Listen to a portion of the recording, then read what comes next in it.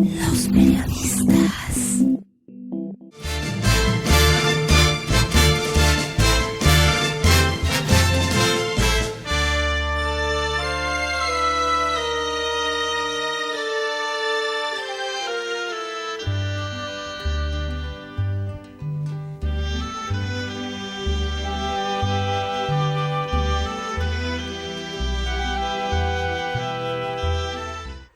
Hay un alimento poseedor de 8 veces más hierro que las lentejas. Le había escrito ese texto un amigo desde Madrid. Hacía referencia a un estudio divulgado sobre las propiedades alimenticias de los embutidos de sangre de cerdo, excelentes en aportar hierro y proteínas. La morcilla no tiene grasas, tan solo 1 gramo y unos 40 miligramos de colesterol.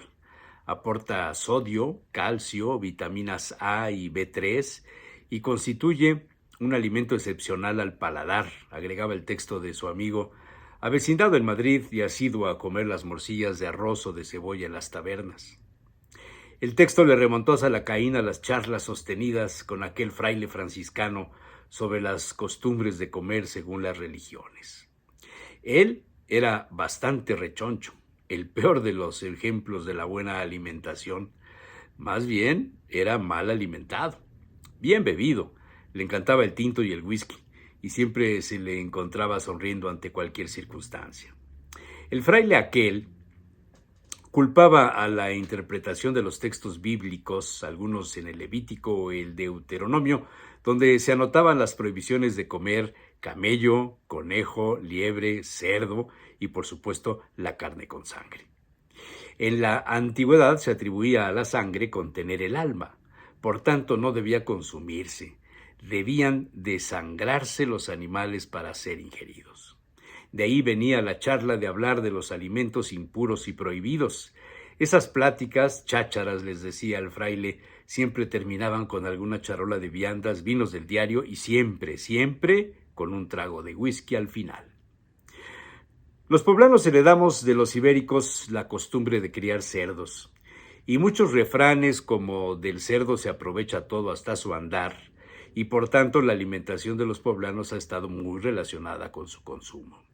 Famoso el refrán aquel, 3 cosas come el poblano, cerdo, cochino y marrano, aumentado irónicamente por el aventurero Salacaín de esta forma.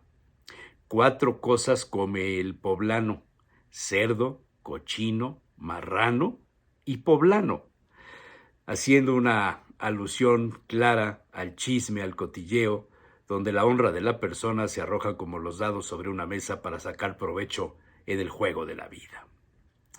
La vida es una moronga, había escuchado Salacaín de algún ranchero haciendo alusión a la dificultad de enfrentar los problemas cotidianos.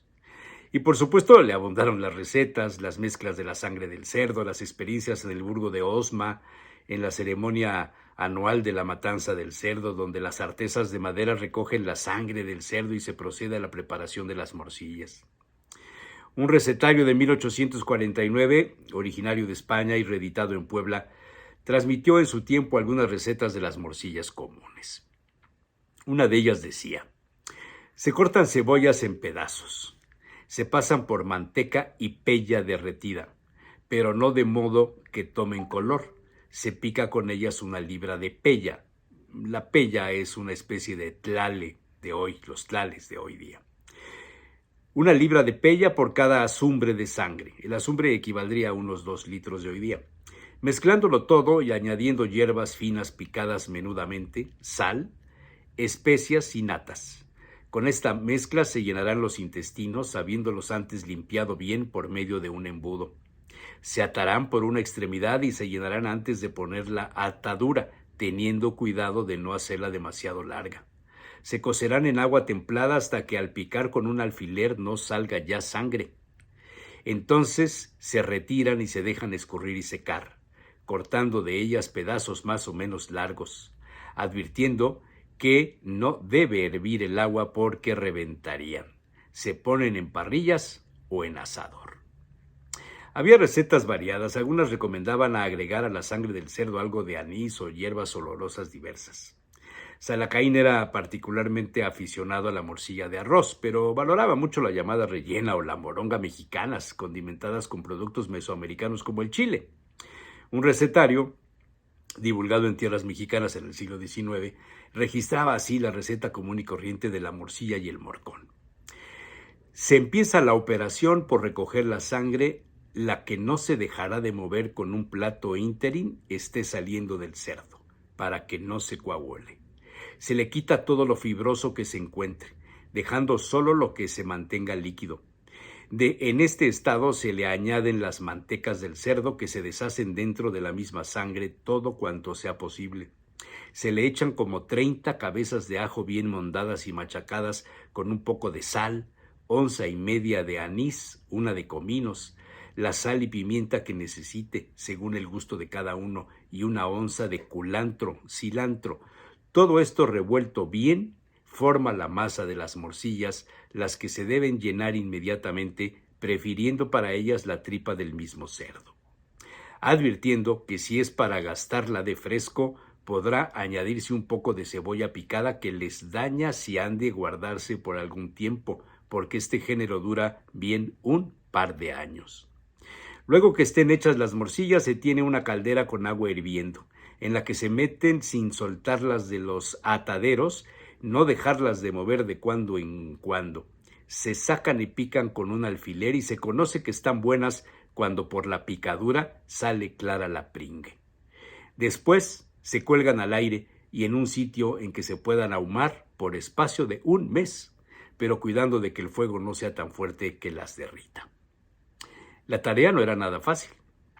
Además, requería de un buen cerdo, tiempo y espacio para hacer las morcillas. Hoy día los carniceros de los mercados populares hacen su propia morcilla. En algunos casos es notable y ya en la cocina Salacaín acostumbraba a cocinarla de esta forma. Una vez rebanada se metía a freír un poco en una cazuela de barro con algo de manteca o aceite de oliva, donde se había sofrito algo de cebolla. Se agregaban rajas de chile jalapeño, unos cacahuates pelados y si se tenía a la mano algo de hierbabuena. Así la hacía su tía Elisa, quien se había casado con un carnicero. Y tenía por costumbre decirle al pequeño Salacaín: 13 morcillas tiene un cerdo, ni te las doy, ni te las cuento. Pero esa es otra historia.